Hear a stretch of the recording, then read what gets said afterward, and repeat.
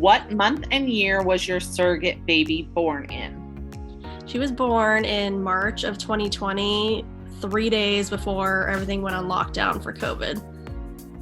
And you are now on your second journey, starting medications and transfer for a new journey. Yes, I am. What originally inspired you to look into surrogacy? I had just given birth to my daughter and started a job on mom baby at a hospital, and I had seen a surrogate deliver a few weeks prior to that, and that was the first time I've ever really heard of a surrogate before, and that inspired me to research about what goes into surrogacy. And then having had a relatively easy pregnancy, I thought it was something that I was interested in doing as soon as I could. So since you are a nurse and you work on the mom and baby unit, how do you think that has helped you as a nurse, or even that kind of helps you understand surrogacy more in a perspective that you would want to give other surrogates that they might not have, not working in the medical field as a surrogate? Having seen surrogates at work and taking care of them, it's put into personally and professionally put into some new perspectives. I'm able to relate with, when I personally take care of other surrogates, I can relate to them and we talk about our stories. And a lot of them really love that, as they don't usually run into other people who have been surrogates. And then professionally, I've been able to help my coworkers better understand the whole surrogacy process, both personally and everything that it takes from the start of surrogacy through delivery at the hospital. It's a lot of steps. What was your favorite or most memorable moment during the process? The most memorable was probably delivery, which is what most would probably say, just because you finally see the outcome of the whole process for yourself, and seeing the parents with their new baby is life-changing. What was the most unexpected part of the process? I think there was a couple different instances. One was when the embryo transfer had been scheduled and it had to be rescheduled due to certain factors. That's not something that I expected to happen. And then the second one was having to have a cesarean delivery in the hospital. How was the matching process the first time? So the matching process was relatively easy. I put in a profile online that kind of talked about me, and then the intended parents had a profile, and the agency sent us both each other's profiles, and we were able to review it and kind of see if you had some things that you could relate to or that you felt comfortable working with them. And then once we both agreed to meet each other, we met each other at a coffee shop, and met each other for a little bit, met each other's kids, and that's when we both decided to move forward. And how would you say this time, being your second journey, maybe was different or the same, or how would you say it is the second time going through the matching process? Well, with COVID, that's of course affected a few things. And then my first family, they lived in the same state that I did at the time, within just miles of each other. So we were able to meet in person, versus my newest intended parents live in a completely different state. So we've only met virtually instead of in person. How was the pregnancy and how involved were the intended parents? The pregnancy was fine. The only difference, it was taking medications up until about 9 weeks of pregnancy, and then transitioning into just how it would be for any other regular pregnancy. I always have pretty bad morning sickness in the first trimester, but other than that, it went relatively smooth. And how involved were the intended parents in your first journey? Like, did they come to appointments or that kind of thing, since they were more local to you? Yes, the intended mom came with me to a couple of appointments, especially the 20-week ultrasound appointment and the appointment for the echocardiogram, which is just common with any IVF pregnancy. And then other than that, we just stayed in touch via text message for the most part, as we both had kids, jobs, busy lives, and then they were present for the delivery. How did you talk to other people about the process, like your friends and family or even strangers? Being a relatively open person to begin with, it wasn't something that I was uncomfortable speaking with, especially working in postpartum. So as far as family went, all of my immediate family knew that we were starting the whole process. And my coworkers at work, OBGYNs, other nurses, they of course all knew from the start. And then strangers, I haven't really run into situations where a stranger brings it up, other than maybe having a patient at work that's also been a surrogate. So it's been easy for me to be open about it with just about everybody. How did you talk to your kids about surrogacy before, during, and after the birth? My daughter at the time was a little over a year old, so she didn't really understand what was going on to begin with. She might have noticed my stomach getting a little bigger over time, but that was it. But in the beginning of the whole process, we met with a psychologist through the agency with our daughter. My husband and my daughter were both there, and she discussed, how to go about it if she did notice or ask questions. And the psychologist had a lot of recommendations for books to read to her pertaining to that kind of situation. Do you think she'll notice more this time, especially after your own second baby was born, and then now having another surrogate baby? Do you think she'll ask more questions this time since she's older? She will definitely ask questions, because she understood that there was a baby in mommy's belly when I was pregnant with her brother. So this time will probably be a good time for me to reach out to my social worker through the agency to discuss how to go about that, as I don't really know at this point. How was your delivery and post-pregnancy?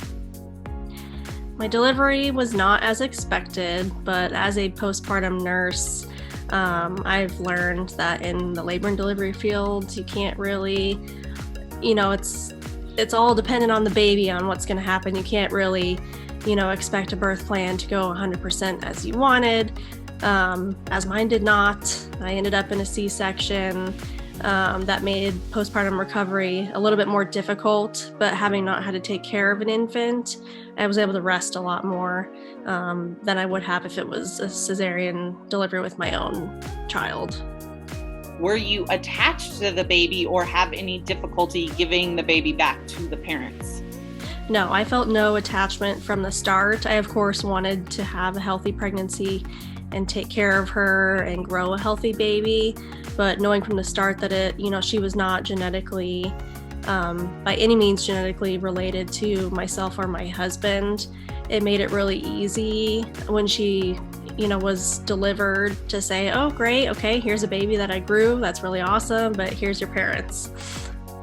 What were your feelings when you saw the intended parents hold their baby for the first time?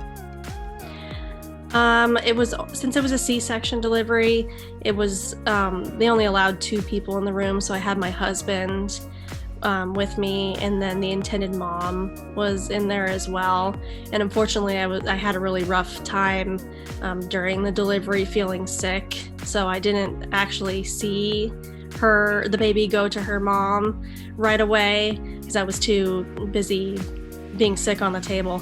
But I think my husband saw her and saw how happy she was, and she was able to whisk her healthy baby out of the room right away into another recovery room so that she could have some time to herself. How was your husband's reaction to seeing her with the baby, and then knowing that you weren't going to be bringing the baby home? Or did he have any attachment or worry about that kind of process? No, he didn't have any attachment either. He, of course, saw the joy in the intended parents' faces when they had their daughter delivered. And he, at one point during the hospital stay, held her at one point and thought it was, really awesome. But no, he never felt any attachment either. What was one thing you wish you would have had in your hospital bag and forgot? Having worked in this field for several years now, I've gotten really good at knowing what you should and should not pack in a bag.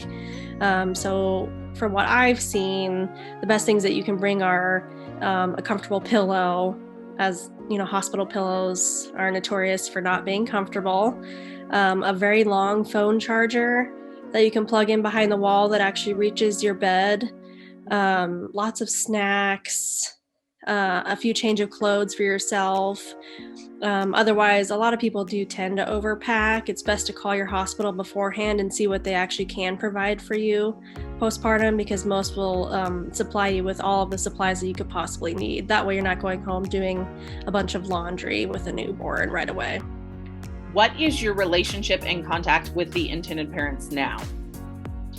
So since COVID hit right when all of this happened for me, I saw the baby at delivery, and then I saw her one more time a few months later in person. Otherwise, the intended parents have intermittently sent me pictures and videos on her birthdays and videos with her and her siblings, just so I can kind of see how she's doing growing up. What were some of the benefits of working with an agency? I have no idea how I would have made it through the whole process without an agency, having not known anything. Having an agency, they're able to help you through the legal process, through the medical process, through the psychological process, delivery. They're there to help with every aspect of it. What words of wisdom would you share with other or newer or somebody who's considering being a gestational carrier? I would say for anyone interested, to initially, push past the biggest fear that most have is that they're going to feel too attached to a baby through surrogacy. So I think doing a lot of research, understanding the genetic relationship to a baby as a gestational carrier is really important. And then meeting with, if you can, with groups of other women who have been through the process, just to understand it and, to not automatically be afraid of going through the process. What is different about the second journey compared to the first? I have a lot more knowledge this time around, having gone through it for one time already, and my husband is more familiar with it this time. I'm more familiar knowing, the medication process and the legal process and everything that you have to go through to even qualify to be a surrogate. So I just feel a lot more comfortable all around this time. Anything you want to share from a nurse's perspective that might help a potential gestational carrier? Working in this field as a nurse, I've just been able to help my coworkers better understand and work with surrogates, because a lot of times we feel uncomfortable with certain vocabulary when talking with surrogates, trying to avoid, saying your baby or, your pregnancy. People just tend to feel awkward with that. So I think I've been able to bring more awareness about how most of the time we want to talk normally, and it's okay to say that it was our pregnancy, and we're not going to be upset when you accidentally say that, it's our baby. So I think I've just been able to help people feel more comfortable in that regards. Why did you decide to be a surrogate again? I think I decided to be a surrogate again because I had such a good experience the first time around, other than an unexpected delivery, of course. But I think just seeing the joy in the parents' faces is something that I would love to see again. Is there anything else you want to add or share about your experience? I think the takeaway point here is that when you become a surrogate, you have to be open to the fact that things change. Cycles could get canceled. You might need to take more medications. You might have trouble with insurance.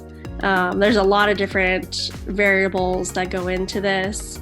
And, it's supposed to be a long process for a reason.